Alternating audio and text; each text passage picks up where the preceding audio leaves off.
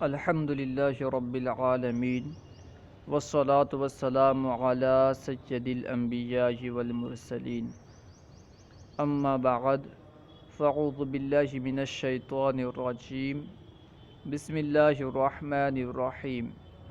پڑھیے الصلاة والسلام علیک یا رسول اللہ وعلی آلک و اصحابک یا حبیب اللہ۔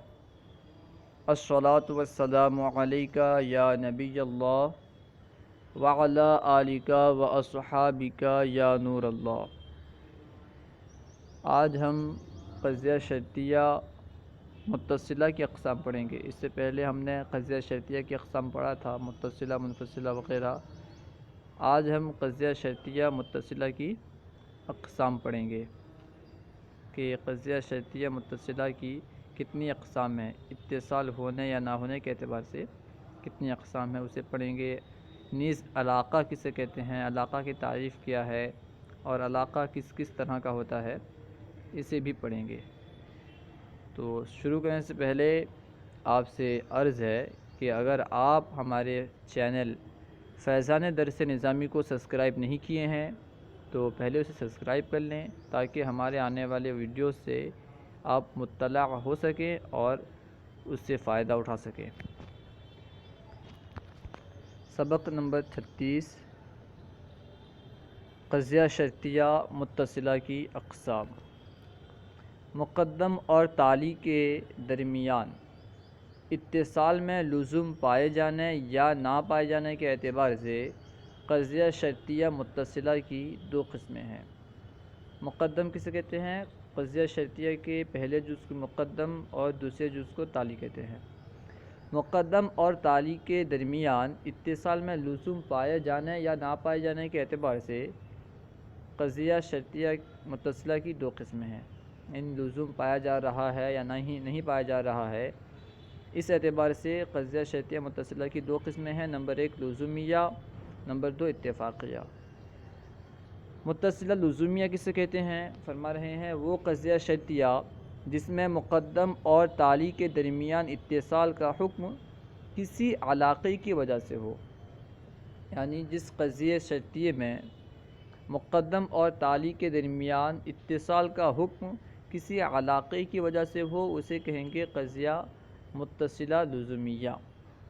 جیسے مثال دیکھیں، ان کانت الشمس طالعۃ فالنہار موجود، اگر سورج نکلے گا تو دن موجود ہوگا، اگر سورج نکلے گا تو دن موجود ہوگا۔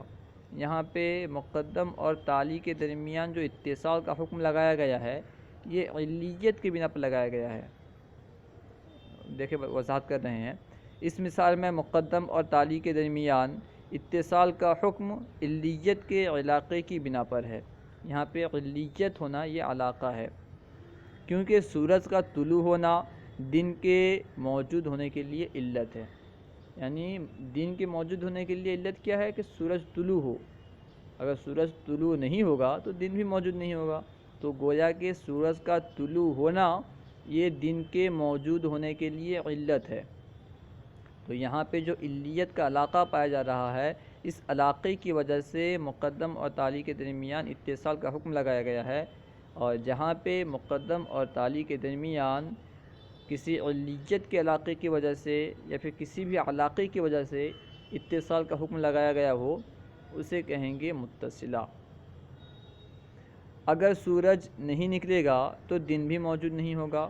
واضح رہے کہ قضیہ شرطیہ کے پہلے جز کو مقدم اور دوسرے جز کو تالی کہتے ہیں۔ قضیہ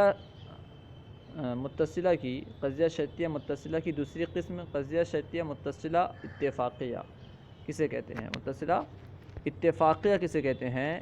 وہ قضیہ شرطیہ جس میں مقدم اور تالی کے درمیان اتصال کا حکم کسی علاقے کی وجہ سے نہ ہو بلکہ یہ دونوں اتفاقاً جمع ہو گئے ہوں۔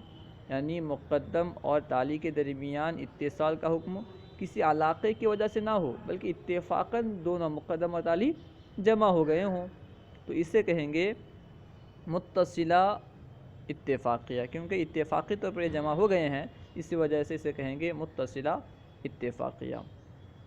جیسے مثال دیکھیں، ان کان الانسان ناطقا فالحمار ناطق، اگر انسان ناطق ہوگا تو گدھا ناطق ہوگا، اگر انسان ناطق ہوگا تو گدھا ناطق ہوگا۔ دیکھیں یہاں پہ کون سا علاقہ ہے، کچھ بھی علاقہ نہیں ہے، بس اتفاقی طور پر جمع ہو گیا ہے، دونوں جمع ہو گئے ہیں کہ اگر انسان ناطق ہوگا تو گدھا ناطق ہوگا۔ انسان ناطق ہو نہ ہو، گدھا تو ناطق ہونا ہی ہے، اور اسی طرح گدھا ہو نہ ہو، ناطق ہو نہ ہو، انسان کو تو ناطق ہونا ہی ہے۔ یعنی یہاں ان دونوں کے درمیان کوئی علاقہ نہیں ہے، پھر بھی یہ دونوں اتفاقی طور پر کیونکہ یہاں جمع ہو گئے ہیں، اسی وجہ سے اسے کہیں گے متصلہ اتفاقیہ۔ وضاحت دیکھیں، اس مثال میں گدھے اور انسان کے اندر کوئی ایسا تعلق نہیں کہ انسان کے ناطق ہونے کی وجہ سے گدھے کا ناحق ہونا لازم آئے، بلکہ یہ ایک اتفاقی بات ہے کہ گدھا ناحق ہے اور انسان ناطق ہے۔ مذکورہ بالا تعریفات سے علاقے کا لفظ ذکر کیا گیا ہے، اوپر جو تعریفات گزرے ہیں اس میں علاقے کا لفظ ذکر کیا گیا ہے، لہٰذا علاقے کے بارے میں وضاحت کی جاتی ہے۔ علاقے کے بارے میں وضاحت فرما رہے ہیں، دیکھیں علاقہ اور اس کی اقسام۔ علاقہ کی تعریف پہلے بیان کر رہے ہیں، پھر اس کی اقسام بیان کریں گے۔ علاقہ کی تعریف، امر بسببہ یستصحب المقدم التالی، یعنی علاقہ وہ سبب ہے جس کی وجہ سے مقدم تالی کے ساتھ رہنا چاہتا ہو۔ علاقہ اس سبب کو کہتے ہیں جس کی وجہ سے مقدم تالی کے ساتھ رہنا چاہتا ہو، متصل ہونا چاہتا ہو، اسے کہیں گے علاقہ۔ یعنی جب مقدم پایا جائے تو تالی بھی پائی جائے۔ جیسے ان کانت الشمس طالعۃ فالنہار موجود، اس مثال میں مقدم سورج کے طلوع ہونے اور تالی دن کے موجود ہونے کے درمیان ایسا تعلق ہے کہ اگر مقدم پایا جائے گا تو تالی اس کے ساتھ ضرور پائی جائے گی، لہٰذا یہی تعلق علاقہ کہلاتا ہے۔ یعنی یہاں پہ جو اس مثال میں ان کانت الشمس طالعۃ فالنہار موجود کے درمیان ایسا تعلق ہے کہ جب بھی مقدم پایا جائے گا تالی پائی جائے گی۔ مقدم کیا ہے؟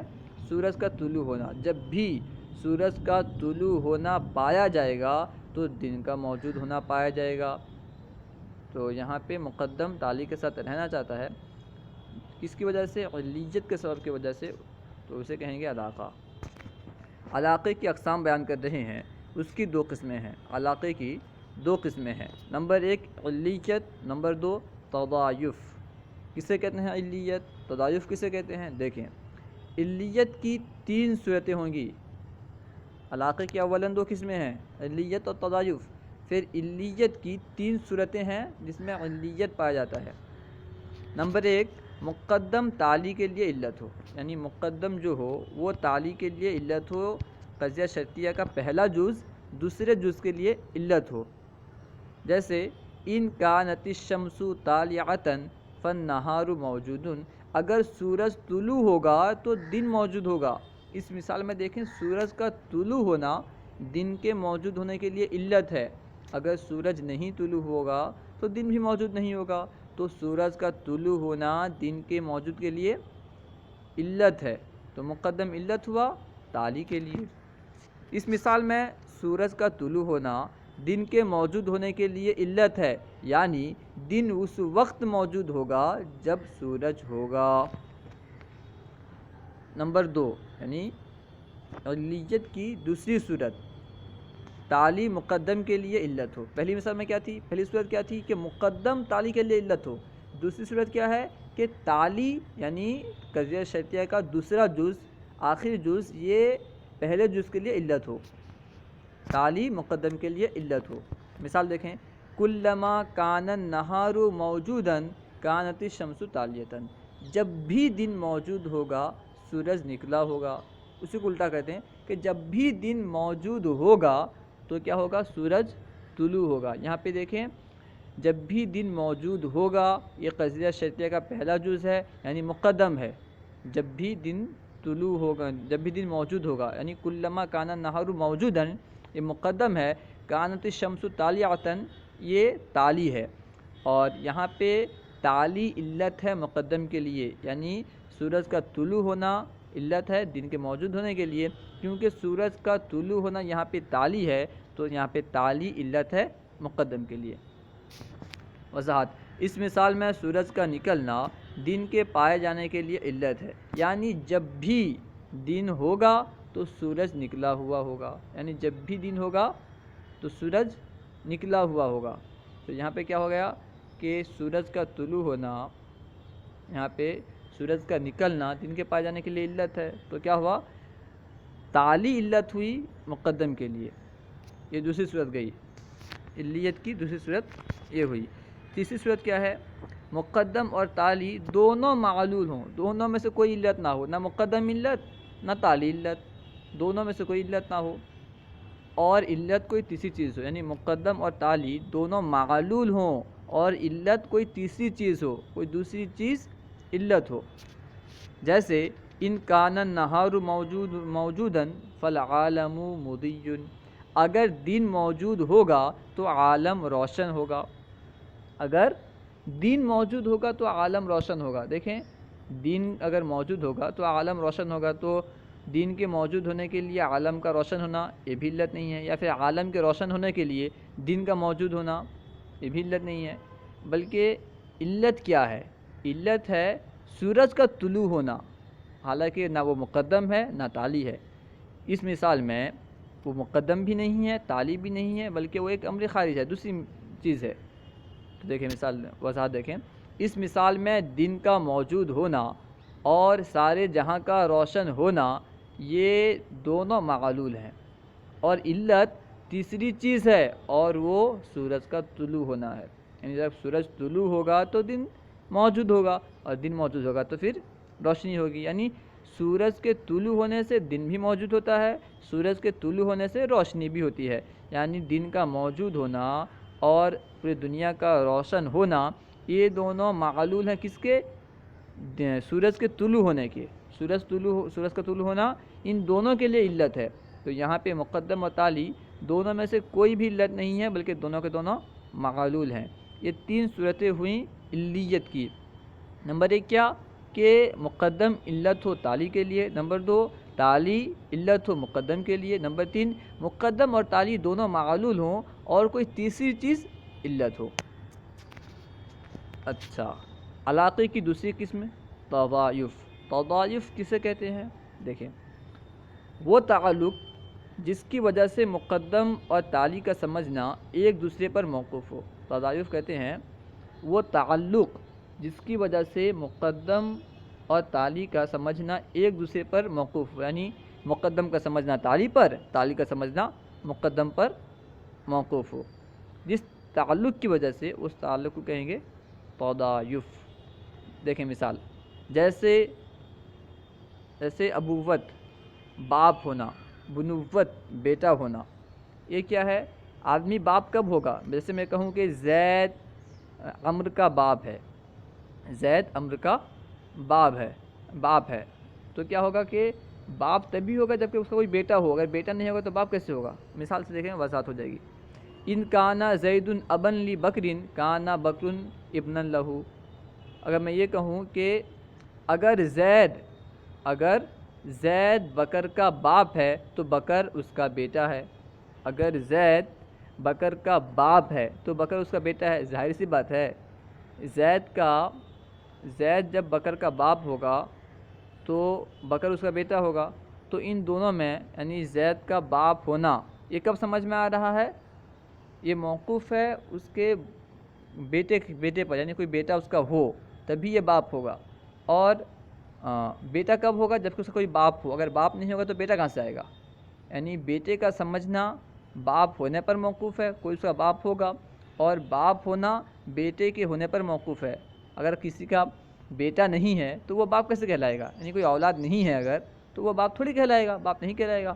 اسی طرح کوئی اگر لڑکا ہے اور اس کے کوئی والد نہیں ہے، ایسا تو ہو ہی نہیں سکتا کہ بغیر والد کے کوئی پیدا ہو جائے، بغیر والد کے کوئی پیدا ہو جائے، ایسا نہیں ہو سکتا، تو بغیر والد کے بیٹے کا سمجھنا درست نہیں ہے، گویا کہ یہاں پہ مقدم کا سمجھنا تالی پر، تالی کا سمجھنا مقدم پر موقوف ہے، کس کی وجہ سے، ابوت اور بنوت وغیرہ کی وجہ سے۔ وضاحت دیکھیں، اس مثال میں زید کا باپ ہونا اس پر موقوف ہے کہ بکر اس کا بیٹا ہے۔ یا اس مثال میں زید کا باپ ہونا، جو مثال دی نا، ان کانا زید ابن لبکر کانا بکر ابنا لہو، اگر زید بکر کا باپ ہے تو بکر اس کا بیٹا ہے۔ تو فرما رہے ہیں کہ اس مثال میں زید کا باپ ہونا اس پر موقوف ہے کہ بکر اس کا بیٹا ہے۔ بکر اس کا بیٹا ہے تبھی کیا ہے، زید باپ ہے، اور بکر کا بیٹا ہونا اس پر موقوف ہے کہ زید اس کا باپ ہے، اس پر موقوف ہے، اور دونوں میں سے ہر ایک کو سمجھنا دوسرے پر موقوف ہے، لہٰذا اس علاقے کو تضایف کہیں گے۔ کیونکہ آپ نے تضایف کی تعریف کیا پڑھی کہ تضایف وہ تعلق ہے جس کی وجہ سے مقدم اور تالی کا سمجھنا ایک دوسرے پر موقوف ہو۔ تو یہاں پہ ایک دوسرے پر یعنی بیٹے کا سمجھنا باپ پر، باپ کا سمجھنا بیٹے پر موقوف ہے، تو اس لیے یہاں پہ تضایف پائی جا رہی ہے۔